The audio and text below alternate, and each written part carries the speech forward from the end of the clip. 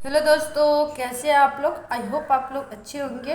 आप लोग को स्वागत है हमारे न्यू वीडियो में। तो आज मैं आप लोग को बताऊंगी कि हिंदी, इंग्लिश और मैथ में और जो रीजनिंग एक दो क्वेश्चन पूछ दिया जाता है तो उसका तो उतना नहीं ध्यान देंगे। तो हिंदी, इंग्लिश और मैथ में क्या सिलेबस है और हम आप लोग को क्या पढ़ना है।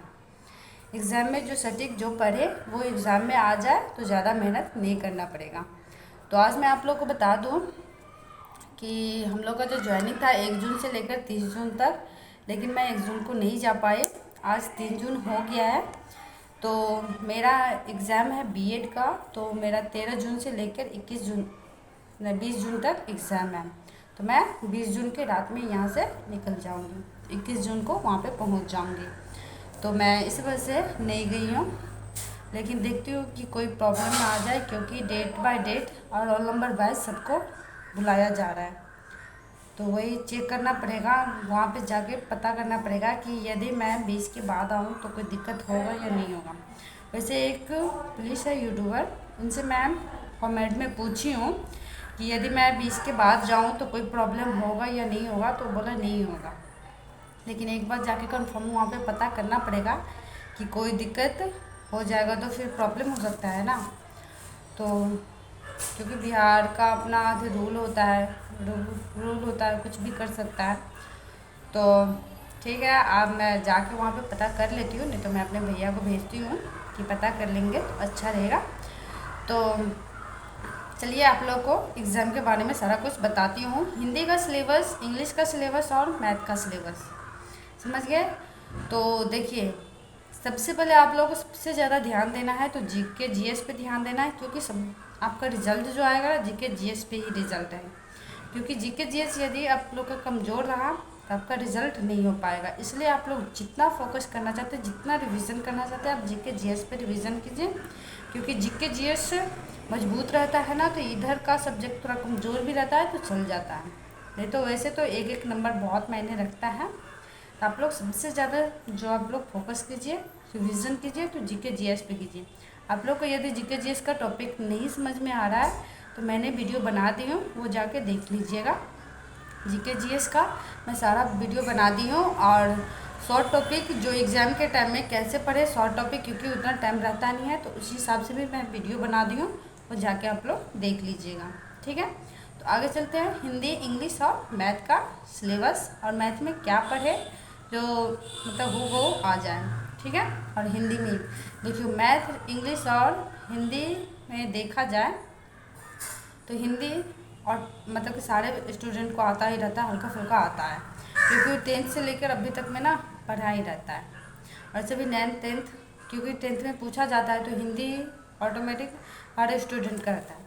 बिहार के बच्चे का थोड़ा इंग्लिश कमज़ोर होता है, मेरा भी इंग्लिश कमज़ोर था, मैं भी उतना तेज़ नहीं हूँ इंग्लिश में, तो इंग्लिश मेरा भी कमज़ोर था।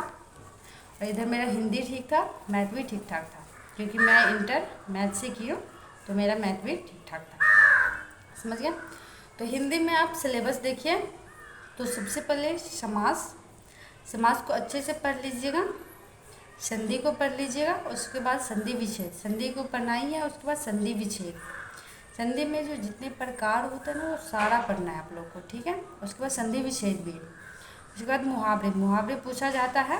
उसके बाद शुद्ध अशुद्ध पूछा जाता है, शुद्ध अशुद्ध से क्वेश्चन ज़्यादा आता है, समझिए। मुहावरे की अपेक्षा शुद्ध अशुद्ध से क्वेश्चन ज़्यादा आता है। उसके बाद पर्यायवाची शब्द, पर्यायवाची शब्द भी पूछा जाता है, विलोम शब्द भी पूछा जाता है। पुस्तक और उनके लेखक, पुस्तक और उनके लेखक से क्वेश्चन पूछा जाता है। तो ये सारा टॉपिक हो गया हिंदी का। तो हिंदी में इससे ज़्यादा क्वेश्चन पूछा जाता है। समास, संधि, संधि विच्छेद, मुहावरे, पर्यायवाची, विलोम शब्द, शुद्ध अशुद्ध, पुस्तक और उनके लेखक, इससे क्वेश्चन सबसे ज़्यादा आता है, समझ गए। जो टॉपिक से जैसे क्वेश्चन आता था मैं वही टॉपिक बताई हूँ, पूरा बुक पढ़ने की ज़रूरत नहीं है, समझ गए। तो एग्ज़ाम से आप लोग 10 दिन पहले भी इसको पढ़ के कवर कर सकते हैं, समझ गए। इस पर इतना फोकस नहीं करना है, आप लोगों को सबसे ज़्यादा जीके जीएस पे करना है। इसको 10 दिन भी आप पढ़ लेंगे ना, ये 10 टॉपिक भी नहीं हुआ, 3 3 6 2 8 8 टॉपिक हैं। 10 दिन भी आप आराम से पढ़ सकते हैं, 10 दिन पहले भी। नहीं तो आप अभी से भी हल्का फुल्का टाइम निकाल लीजिए और अभी से भी पढ़ना स्टार्ट कर दीजिए, ठीक है। क्योंकि 1 नंबर से भी कितना विद्यार्थी छट जाता है, समझ गया। तो आप लोग अभी से ना ज़्यादा टाइम ना दीजिए, इस पर थोड़ा मोड़ा करके टाइम दीजिए। संडे को रूटीन बना लीजिए कि संडे को हिंदी पढ़ना है। संडे सैटरडे संडे लगा लीजिए हिंदी इंग्लिश के लिए, अच्छा रहेगा आप लोग के लिए। इधर 6 दिन इधर पढ़ लीजिए, संडे को हिंदी इंग्लिश पढ़ लीजिएगा, इसमें उतना टाइम नहीं देना है, ठीक है। उसके बाद इंग्लिश में आए तो वॉइस, जो सबसे ज़्यादा क्वेश्चन पूछा जाता है, बस वही मैं टॉपिक बता रही हूँ, पूरा बुक पढ़ने की ज़रूरत नहीं है। वॉइस से, नरेशन से, उसके बाद ट्रांसलेशन भी पूछ लेता है, ट्रांसलेशन, उसके बाद फिलिंग द ब्लैंक्स। ये 4 जो टॉपिक है ना, इससे सबसे ज़्यादा क्वेश्चन आता है। पूरा बुक पढ़ने की ज़रूरत है नहीं, आप लोग को यही पढ़ना है, इससे क्वेश्चन आता है। वॉइस, नरेशन, ट्रांसलेशन, उसके बाद filling in the blanks. Filling in the blanks से पूछा ही जाता है क्वेश्चन, ठीक है। तो आप लोग हिंदी और इंग्लिश का मैंने सिलेबस बता दी हूँ, यही टॉपिक पढ़िएगा। मैं भी यही टॉपिक पढ़ी थी और मेरा भी एग्ज़ाम निकला है, आप लोग को पता ही है, ठीक है। तो हिंदी इंग्लिश हो गया। उसके बाद मैथ से देखिए, जो मैंने नोट बना के रखी थी ना पहले से, मैं वही नोट से आप लोग को बता रही थी। तो आदमी कमेंट करते रहते कि देख के बता रही हूँ, यार क्या बता मैं आप लोग को, मैं भी कोई विद्वान नहीं बनी हूँ। तो मैं भी जो टॉपिक मैंने अपना जो सिलेबस मैंने रखी थी ना लिख के, वही सारा आप लोग को बता रही हूँ। जिस हिसाब से मैं पढ़ी थी ना, तो उसी हिसाब से आप लोग को भी बता रही हूँ, समझ गए। तब चलते हैं मैथ पे। मैथ में परसेंटेज पढ़ना है आप लोग को, रेशियो पढ़ना है, एवरेज पढ़ना है, रेल से पढ़ना है, लाभ हानि से, नाव और धारा से, समय और वर्ग से पढ़ना है। उसके बाद सरलीकरण से, एलसीएम एचसीएम होता है, और घातांक सारणी से। यही टॉपिक से आप लोग को मैथ पढ़ना है, समझ गए। और उसमें 1-2 क्वेश्चन ना वो रीजनिंग का घुसा देता है। अब रीजनिंग हल्का फुल्का जो नंबर सीरीज से होता है ना, वो पूछ देता है, उतना नहीं पूछता है। 1-2 क्वेश्चन जो मतलब कि रीजनिंग का भी पूछ दिया जाता है, अब समझ गए। तो उतना रीजनिंग पर फोकस नहीं करना है कि हाँ भाई रीजनिंग भी पूछ रहा है तो अब दाग कर 1 घंटा 2 घंटा रीजनिंग पे ही बैठे रहें, ऐसा नहीं है। और हल्का फुल्का हर विद्यार्थी को रीजनिंग भी आता रहता है। हिंदी और रीजनिंग पे उतना फोकस तो करना नहीं है। और जो साइंस से होंगे तो उनको मैथ पे भी फोकस नहीं करना पड़ेगा, क्योंकि यदि 10th में अच्छे से आप पढ़े होंगे और इंटर में यदि मैथ से होंगे तो उनको भी फोकस करना नहीं पड़ेगा। तो इसलिए आप लोग को सबसे ज़्यादा फोकस जो करना है वो जीके जीएस पे करना है, क्योंकि जीके जीएस यदि कवर रहेगा, अच्छा से रहेगा, तो नंबर उसमें आ जाएगा। और इससे भी नंबर आ जाएगा, क्योंकि इस पर थोड़ा कम भी फोकस करेंगे ना तो भी नंबर आ जाएगा, समझ गए। उसे भाई निगेटिव रहता नहीं है, जो आप लोग को निगेटिव का चिंता रहेगा, समझ गए। तो निगेटिव का तो चिंता मत, निगेटिव रहता नहीं तो उतना चिंता है नहीं। जो क्वेश्चन लास्ट में नहीं बनेगा उसको भर के आ जाइएगा अपना मर्जी से, समझिए। क्योंकि उस टाइम आप टेंशन में बैठे रहेंगे, ना भाई मेरे से नहीं बन रहा है ये वो तो होगा नहीं। तो आप लोग सबसे ज़्यादा फोकस करिए तो जीके जीएस पे फोकस करिए, ठीक है।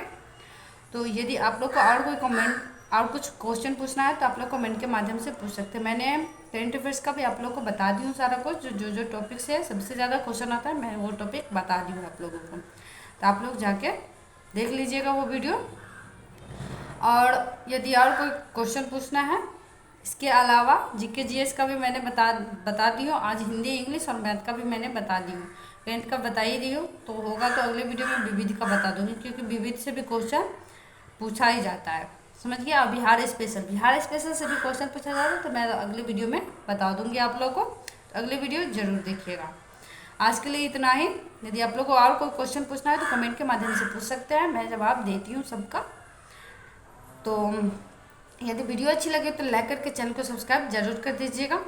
मिलते हैं अगले वीडियो में, अभी के लिए इतना ही। जय हिंद। मैं ज्वाइनिंग 20 के बाद करने वाले, 20 को मेरा एग्ज़ाम लास्ट है और होगा तो 20 की रात में ही निकल जाऊंगी, तो 21 तक भागलपुर पहुंच जाऊंगी। भागलपुर नौगछिया में मेरा हुआ है, समझ गए। तो अभी के लिए इतना ही। जय हिंद, बाय बाय।